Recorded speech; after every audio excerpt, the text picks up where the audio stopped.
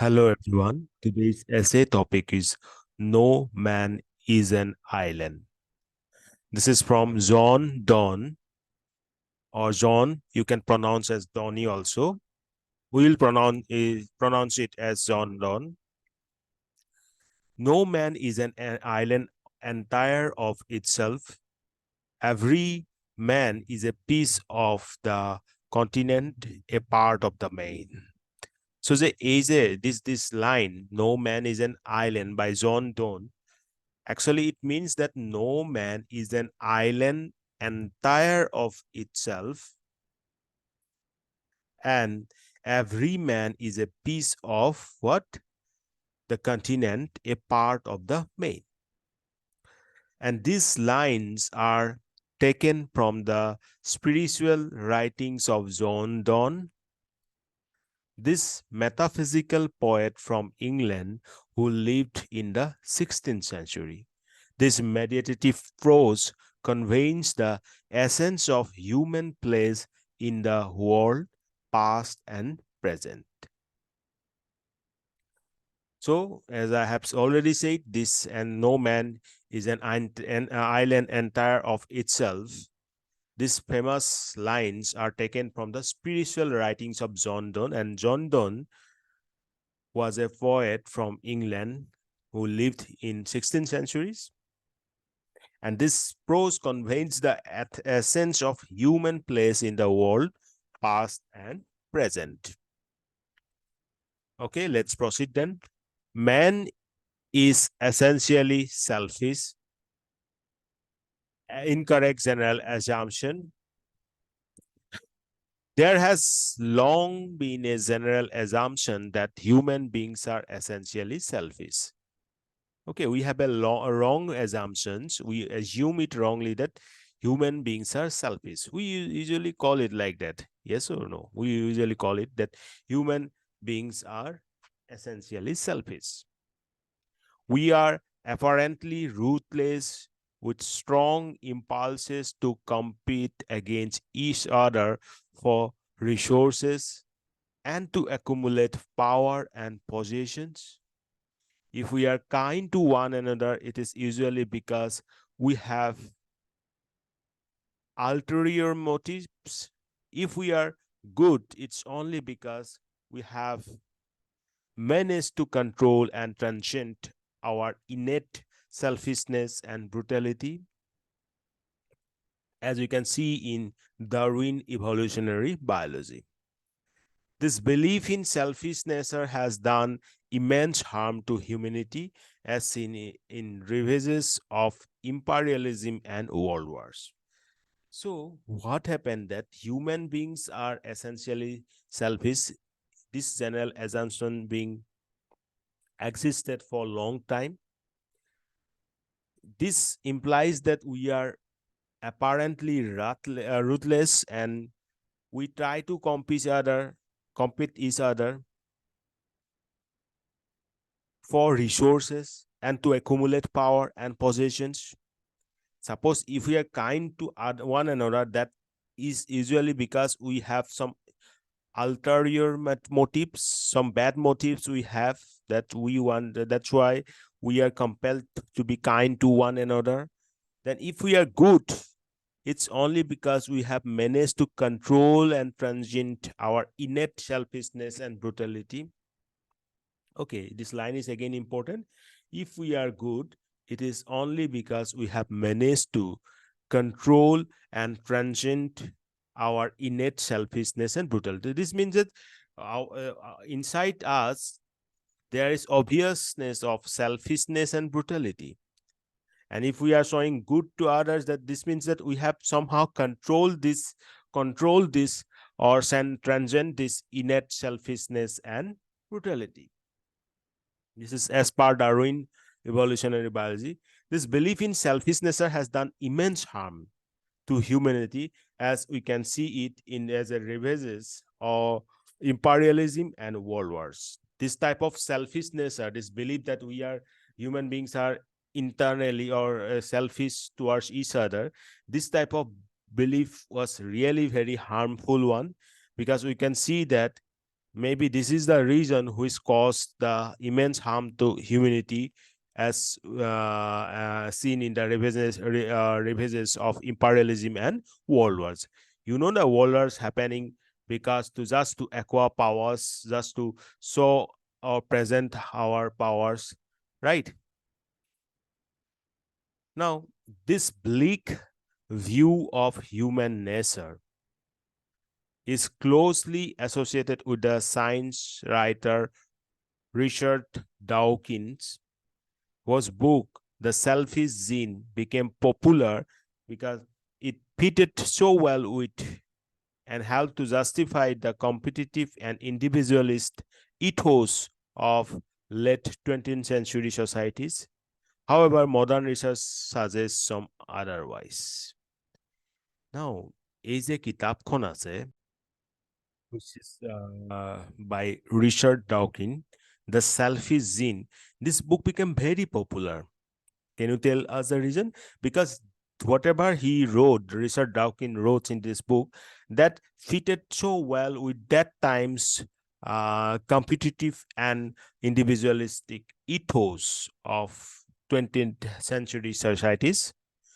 So that's why that book was made very popular. But modern research suggests some otherwise. Then we come to altruism and egalitarianism. Okay, this altruism and egalitarianism, or you can pronounce this as egalitarianism, they are very famous. Some kind of ethics, if you have already gone through. Now, there seems little reason to assume that the traits such as racism, warfare, male domination. Just a minute.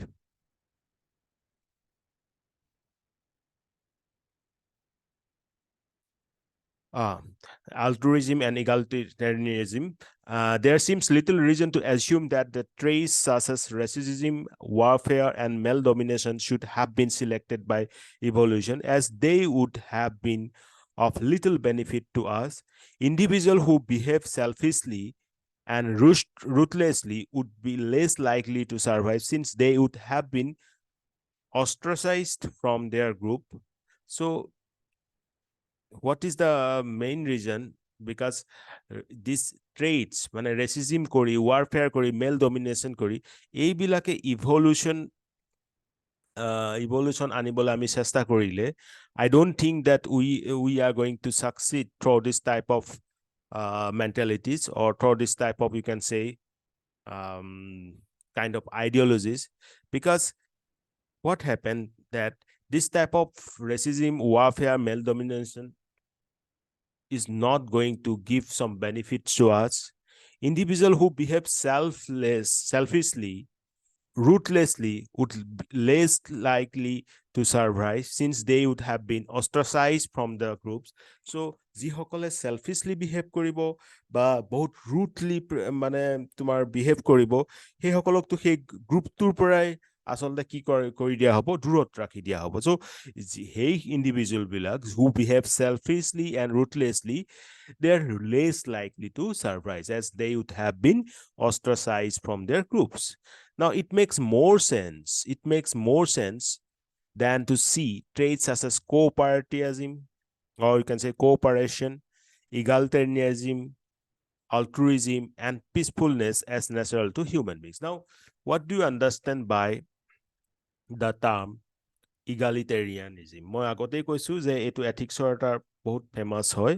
Now, what does they mean actually?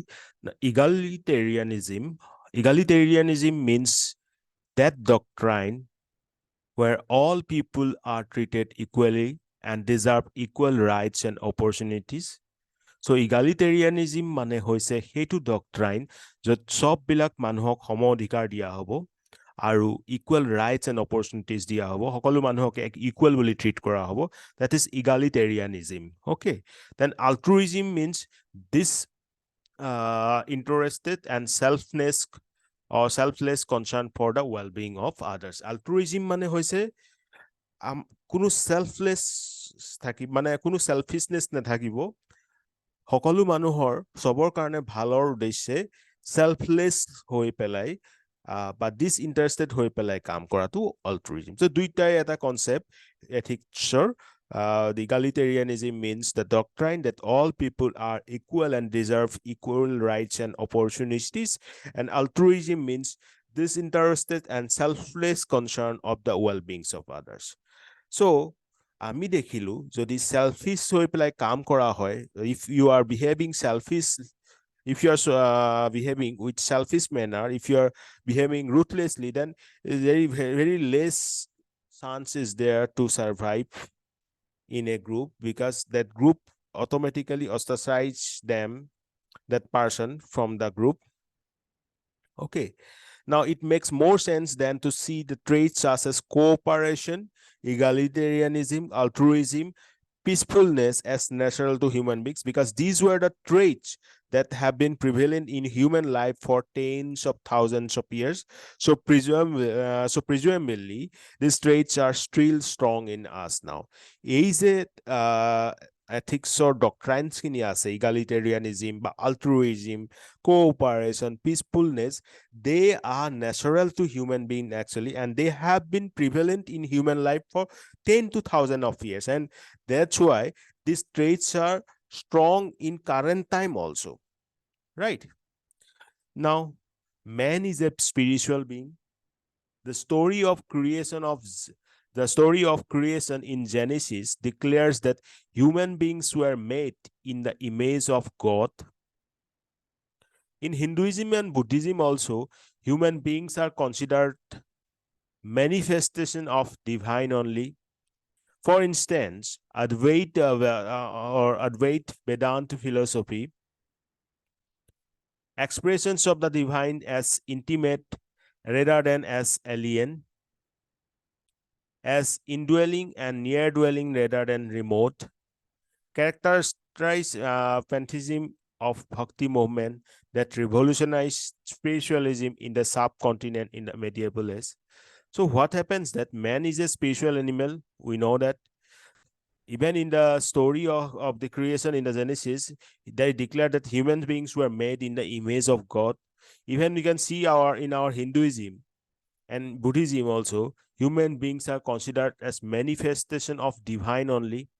মানে ভগৱান আমাৰ human বিঙত আছে, right? That is a consideration. Like, Advaitavad or Advaita Vedanta philosophy, yes, of maybe this in this also, what happens, you can see that human beings are considered as manifestation of divine. Now, expression of the divine as intimate rather as alien, as indwelling and near dwelling rather than remote, recharacterize pantheism of Bhakti movement that revolutionized spiritualism in the subcontinent in medieval age. So Bhakti movement through ami bahut enuka dhoroner events pao jar joriote spiritualism to spread kora hoisil. Integral humanism of Dindayal Upadhyay followed the tradition of Advaita developed by Adi Shankara. So Dinadayal Upadhyay also followed the tradition of Advaita. Non-dualism represented the unifying principle of every object in the universe, and of which humankind was a part. This claimed Upadhyaya was the essence and contribution of Indian culture. Now, here the author talk about non-dualism. Let's define this non-dualism. Non-dualism or non-duality is the recognition that underlying the multiplicity and diversity of experience, there is a single infinite individual reality whose nature is pure consciousness from which all objects and cells derives their apparently independent existences. That is non-dualism. So non-dualism means what? Prakriti, matter or nature, Purusha, consciousness and spirit, both are there. So one. Now, we also heard about non-duality. So what is the difference between non-dualism and dualism? Non-duality is the understanding of oneness and of a single indivisible reality, while duality is of independent realities or separate. So in non-dualismত আমি কি পাইছো unity or singleness ওপৰত belief কৰাটো, while duality দুটা separate entity আমি divide কৰি লৈছো. Now let's come to the next part, that is man is a social animal. Man has the natural urge to live and associated life with others. Man needs society for his existence or survival. The human child depends on his parents and others for its survival and growth. The inherent capacities of the child can develop only in the society.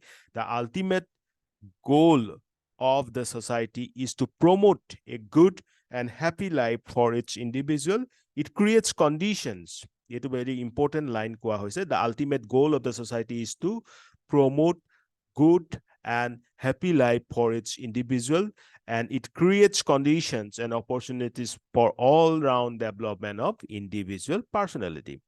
Now, a person as a child depends on his parents, as a student on his teacher, as a friend on his friends to share his sorrows and joys with, as a believer on his faith, as a patient on doctor, as a driver on transport, as an athlete on his course, and as a worker on his boss. So even countries survive through interdependency, let alone a man. So man is a social animal. We, from the childhood itself, we depend on others in society to learn, to have perceptions about the things others like. As a friend, you will depend on friends. As a child, you have to depend on your parents. As a patient, you have to depend on doctors. As a driver, you have to depend on transport. As an athlete, you have to depend on course. As a worker on your boss, like that, right? So man is a social animal. Okay, it's not social animal. Man is a social being. Now man is a political being.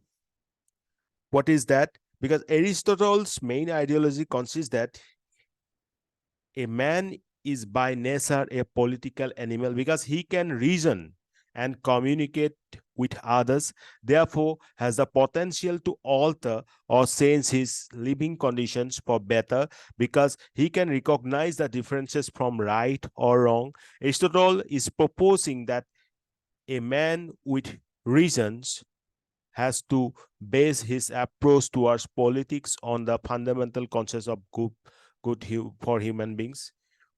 Right? Aristotle কি কৰিছে? Aristotle কৈছে যে মানুহবিলাক হৈছে political beings আৰু কিয়নো because we have with us regional capability, and now if a man has reason, then that is a very good base for his approach towards politics, because with these reasons you can understand what is good and bad. So politics faced by the good leaders like Mahatma Gandhi, Abraham Lincoln, Nelson Mandela, Martin Luther Jr., right? Then man is a compensate being. See, dimensions, what we are presenting in an essay. We are trying to cover as many as dimension possible. Yes. Right. Now, man is a compensate being. Mother Teresa said that if we have no peace, it is because we have forgotten that we belong to each other. What Mother Teresa said, that if we have no peace, it is because we have already forgotten that we belong each other. Recent studies of compassion argue persuasively that reject the preeminence of self-interest. These studies support a view of the emotions as rational, functional, adaptive, a view which it has origins in Darwin's expressions of emotions in animals, compassion and benevolence. This research suggests that an evolved part of human nature rooted in our brain and biology. So, we have to remember that compensation is a very good nature of a good human being. So, the next dimension concern is man is ecologically integrated to nature. Man is an important part of ecosystem of nature. All cultural activity interferes with ecological balance of the local environments, and every human society is more or less dependent on the natural conditions and resources. We see the such worship in tribal cultures and their spiritual concepts like sacred groves that protect nature in order to protect and preserve mankind. Recent environmentalism in the of the late 20th century has brought back to the center's man's critical. Just a minute.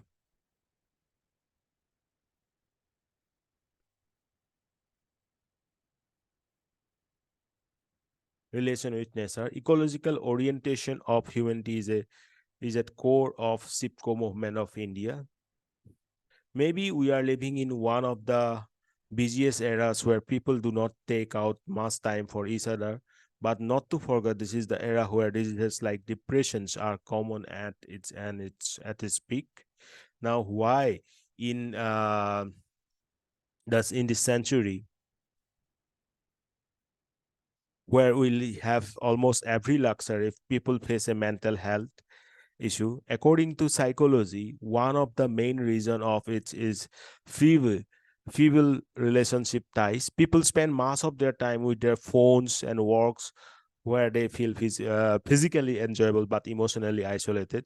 It is possible to live without the internet in this world, but not without humans.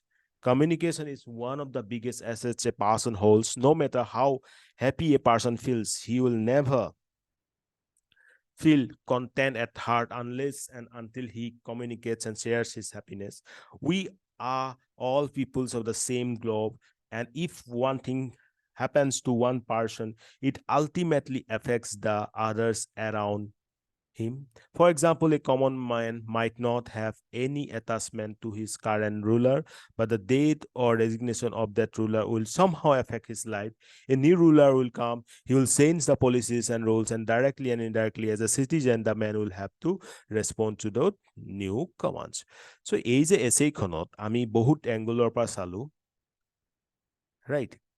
এছেইখনৰ মিনিংটোৱে আছিল যে মানুহ কেতিয়াও মানে অকলে থাকিব নোৱাৰে, মানে এজন মানুহে কেতিয়াও অকলেই সীমাবদ্ধ কৰি ৰাখিব নোৱাৰে নিজক. No man is an island. John ডনৰ এজ আ স্পিৰিচুৱেল মানে ৰাইটিং হয় এইটো.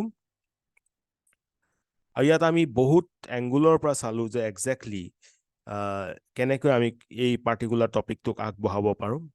স্পিৰিচুৱেল বিঙৰ পৰা চালো, দেন এথিক্স পইণ্ট অফ ভিউ চালো, ৰাইট? দেন social বিঙৰ পৰা চালো, দেন চালো আমি পলিটিকেল বিঙৰ পৰা, চ' দেন কম্পেনচেট বিঙৰ পৰা, ইকলজিকেল বিঙৰ পৰা, দেন আল্টিমেটলি চালো যে এজন কমন মানুহেও নিজৰ হেপিনেছখিনি শ্বেয়াৰ কৰিবৰ বাবে এজন লগৰীয়াৰ প্ৰয়োজন হয়, আদাৰৱাইজ সেই হেপিনেছখিনি কোনো মতলবেই নাথাকে. So with this, we are ending today's essay session. I hope you have learned something and we have got to know famous quotes and some good philosophers. No need to write each sentence by sentence. At least we have to have an idea, then we can keep the flow of the essay. That's all for today. Thank you.